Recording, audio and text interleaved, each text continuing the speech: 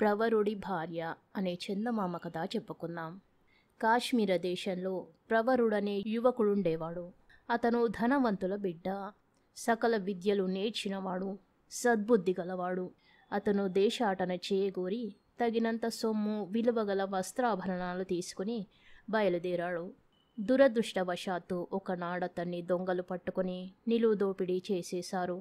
ఉన్న డబ్బు, నగలు దోచుకొని అతని వస్త్రాలు తాము ధరించి తమ చింకి బట్టలు విడిచిపెట్టి దొంగలు వెళ్ళిపోయారు. చేసేది లేక ప్రవరుడు వారి బట్టలు ధరించి తిండి తిప్పలు లేకుండానే 2-3 రోజుల ప్రయాణం చేసి బాగా చీకటి పడాక ఒక నగరం చేరాడు.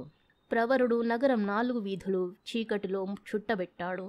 అతన్ని పలకరించి ఎవరూ ఆదరించలేదు.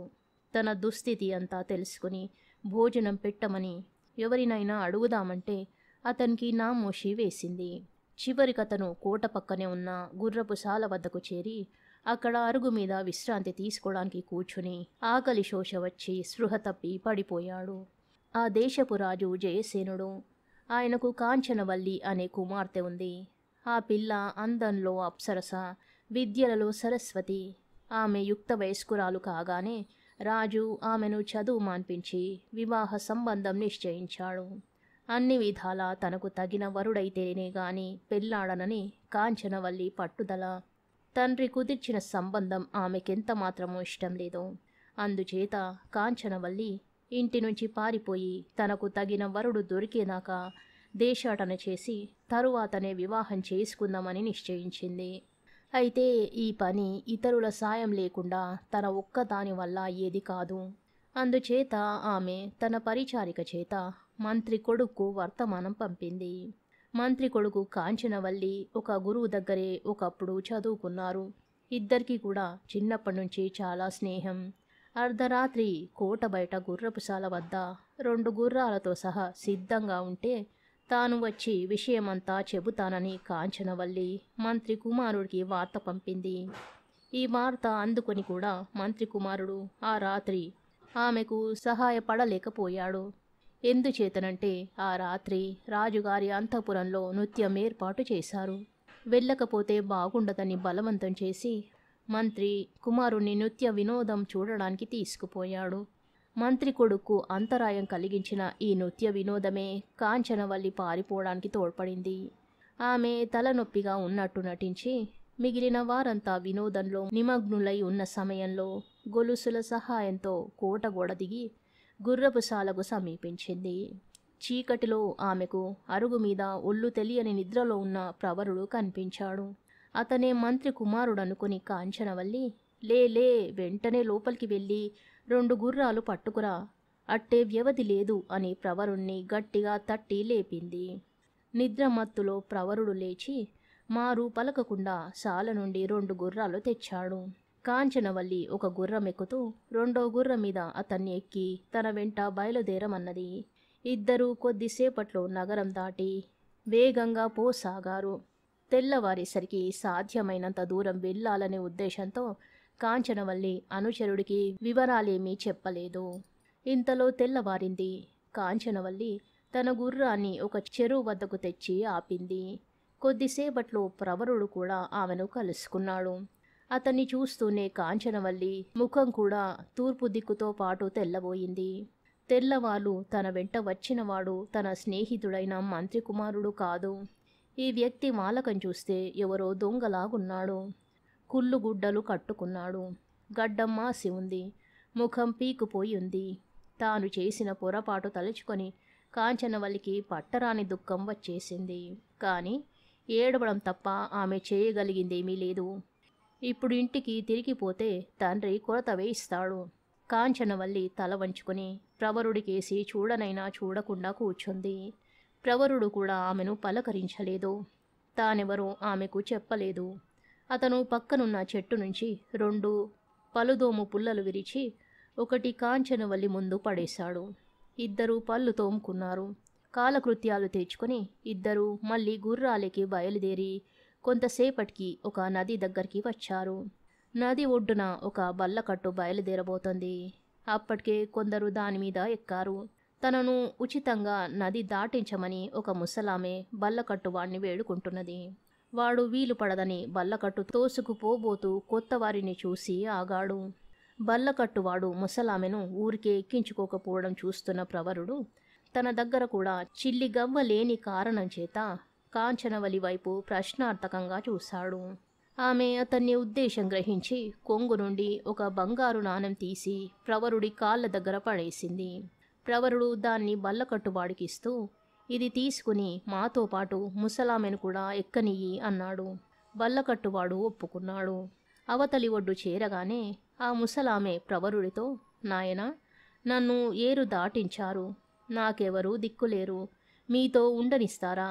2 పూట్ల ఇంత కాచిపోసి మీ రుణం తీర్చుకుంటాను అన్నది. మాతో పాటే నువ్వు బతుకుదు గాని రా అవ్వా అన్నాడు ప్రవరుడు. మధ్యాహ్నానికల్లా ముగ్గురు హేలానగరం అనే చోటికి చేరారు. ఆ రోజుకక్కడ సత్రంలో ఉండి భోజనం చేసి నిద్రపోయారు. మర్నాడు ఉదయమే ప్రవరుడు వర్తకుల బజారుకు వెళ్ళి, అయ్యా, నాకు జ్యోతిష్యం వచ్చు, మీరు నాకు డబ్బిచ్చినట్టయితే మీకు దినఫలాలు చెబుతాను, వాటి సహాయంతో మీరు లాభసాటిగా వ్యాపారం చేసుకోవచ్చు అని చెప్పాడు. కొందరు వర్తకులు తమ జన్మ నక్షత్రాలు అతనికి ఇచ్చారు. ప్రవరుడు వారికి దినఫలాలు చెప్పాడు. వర్తకులు ఎవరికి తోచినంత వారిచ్చారు.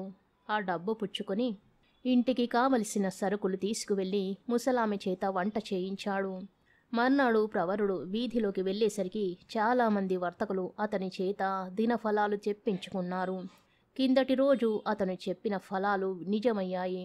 అతనికి సంపాదన మార్గం ఏర్పడింది. అతను ఆ ఊళ్ళో ఒక చిన్న ఇల్లు అద్దెకు తీసుకుని అందులో ప్రవేశించాడు. ప్రవరుడి ఖ్యాతి నానాటికి పెరగజొచ్చింది. అతను రత్నాలను పరీక్షించడంలో నిపుణుడని కనిపెట్టి ఒక రత్నవర్తకుడు అతనికి పెద్ద జీతమిచ్చి తన వద్ద నౌకరి ఉంచుకున్నాడు. కాంచనవల్లి ప్రవరుడి భార్యేనని ముసలామె ఉద్దేశం. కానీ వారిద్దరూ ఒకరితో ఒకరు మాట్లాడుకోకపోవడం ఆమె గమనించి కూడా, మొగుడు పెళ్ళాల మధ్య ఎన్నో ఉంటాయి, మనకెందుకు అనుకుని ఊరుకున్నది. ఇలా ఉండగా ఆ ఊరి రాజైన కందర్భకేతుడి వద్దకు దక్షిణ దేశ వర్తకుడొకడు అపూర్వమైన రత్నం ఒకటి తెచ్చాడు. దాన్ని చూసి రాజు ముగ్ధుడై దాని వెలాడిగాడు. రాజు ఆత్రం గమనించి వర్తకుడు 1,00,00,000 రూపాయలన్నాడు. నిపుణుల సలహా లేకుండా అంత సొమ్మిచ్చి రత్నం కొనడం ఇష్టం లేని రాజు నగరంలోని రత్న వర్తకులందరినీ పిలిపించి ఆ రత్నానికి వెల కట్టమన్నాడు. ఎవరికి తోచినట్టు వారు దాని వెల 75 లక్షలు మొదలు 2 కోట్ల దాకా చెప్పారు. ప్రవరుణ్ణి నౌకరిలో ఉంచుకున్న వర్తకుడు కూడా వచ్చాడు. ప్రవరుడికి రత్నాన్ని చూపి వెల కట్టమన్నాడు. దీని వెల 1 రూపాయి, అదైనా సాన పట్టినవాడి కూలి మాత్రమే అన్నాడు ప్రవరుడు. అంతమందిలోనూ దక్షిణ దేశ వర్తకుడికి పరాభవమైంది. మాట అనగానే సరికాదు, అన్న మాట నిరూపించాలి అని అతను గొంతు చించుకుని అరిచాడు. ప్రవరుడు ఒక ఇనుప పలక తెప్పించి రత్నాన్ని దానికేసి కొట్టాడు. అది కేవలం గాజు ముక్క కావడం వల్ల ఆ దెబ్బకు పప్పు అయిపోయింది. అది చూసి అందరూ నిర్ఘాంతపోయారు. ఆనాడే కందర్భకేతుడు ప్రవరుణ్ణి పెద్ద జీతం మీద తన కొలువులోకి తీసుకున్నాడు. అతని సలహా ఎన్నో విషయాలలో రాజుకు అనుకూలించడం చేత ప్రవరుడి పలుకుబడి నానాటికి పెరుగుతూ వచ్చింది.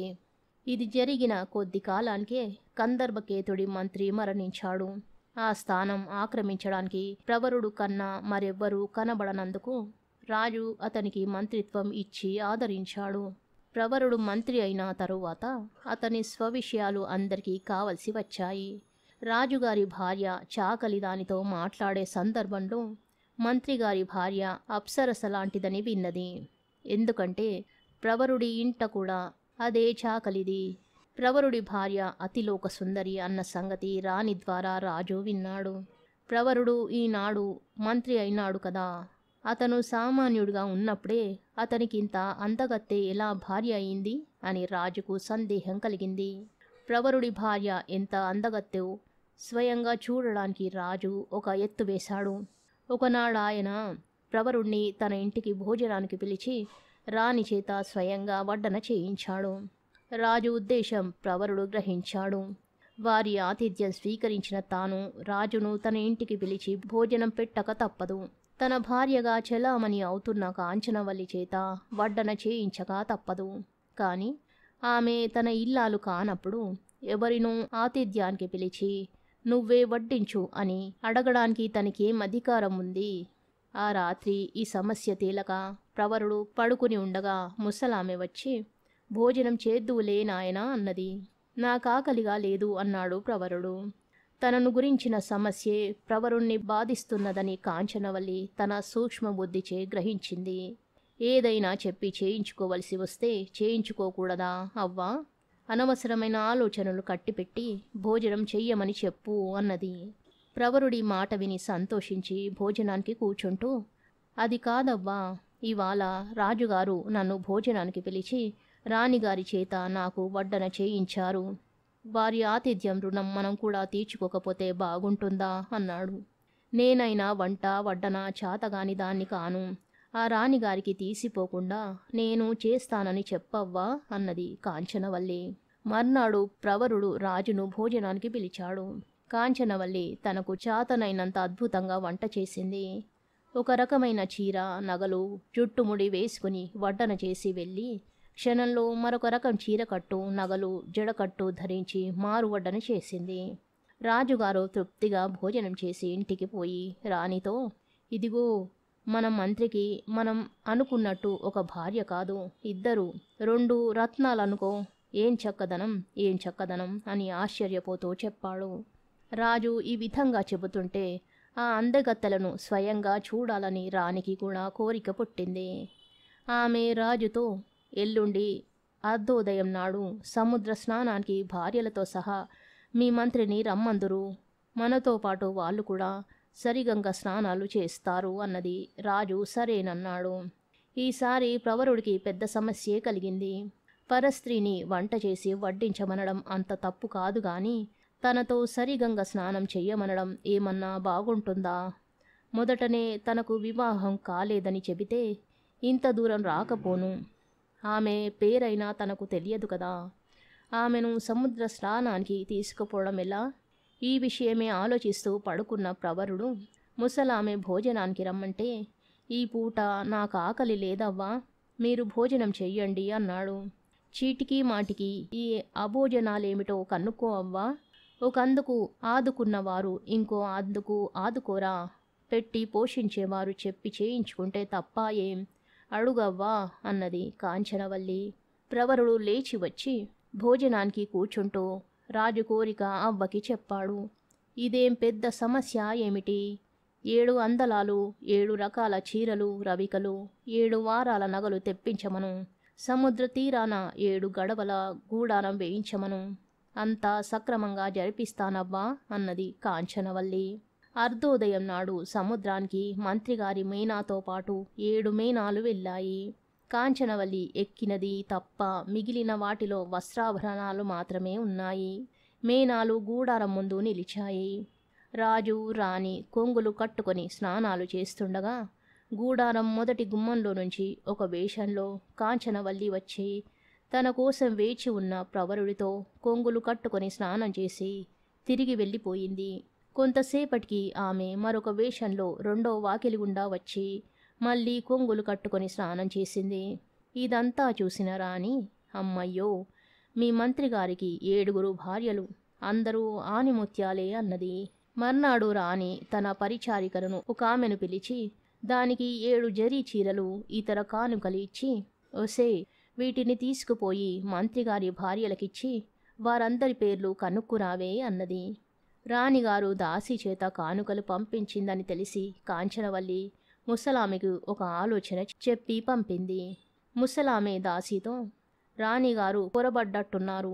మంత్రిగారికి 8 మంది భార్యలు. వారి పేర్లు శ్రీకృష్ణుడి భార్యల పేర్లే.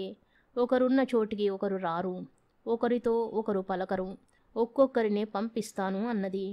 దాసి రాణి వద్దకు పోయి 8వ కానుక కూడా తెచ్చింది. కాంచనవల్లి 8 వేషాలు వేసుకుని వచ్చి 8 రకాల గొంతుకలతో దాసితో మాట్లాడి 8 కానుకలు పుచ్చుకొని లోనికి వెళ్ళింది.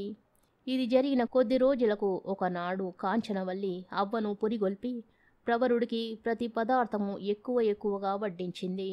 ఇదేమిటవ్వా, ఇవాళ ఇట్లా వడ్డిస్తున్నావు? ఇదంతా తినడానికా, పారేయడానికా అన్నాడు ప్రవరుడు. తమకు ఎక్కువైతే తినేవారున్నారు, లెమ్మని చెప్పంవా అన్నది కాంచనవల్లి వెనకాల నుంచి. అప్పటికి గాని ప్రవరుడికి కాంచనవల్లి హృదయం అర్థం కాలేదు. అతను భోజనం చేసి కూర్చుని ఉండగా కాంచనవల్లి పల్లెల్లో ఆకులు వక్కలు తెచ్చింది. అయితే మన పెళ్ళెప్పుడు అని అడిగాడు ప్రవరుడు. ఏమండి, నేను నాకు తగిన భర్తను వెతుక్కోవడానికి ఇల్లు బయలుదేరాను. నాకు భగవంతుడు ఆ క్షణంలోనే మిమ్మల్ని చూపించాడు. కానీ నేను గుడ్డిదాన్నై రత్నాన్ని గాజు పూస అనుకున్నాను. నిస్సహాయ స్థితిలో మీ వెంట వచ్చాను. కానీ మీరు నా మర్యాదను కొంచెమైనా అవమానించలేదు.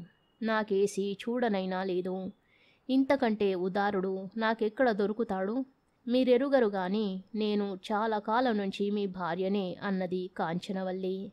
ఈ మాటలు విని ప్రవరుడు చాలా సంతోషించి తాను పెళ్లి చేసుకోబోతున్నానని రాజుతో చెప్పాడు. జరిగిందంతా విని రాజు నిర్ఘాంతపోయి, ఔరా, నీ కాబోయే భార్య ఎంత నేర్పరి అన్నాడు. కథ సమాప్తం. శుభం.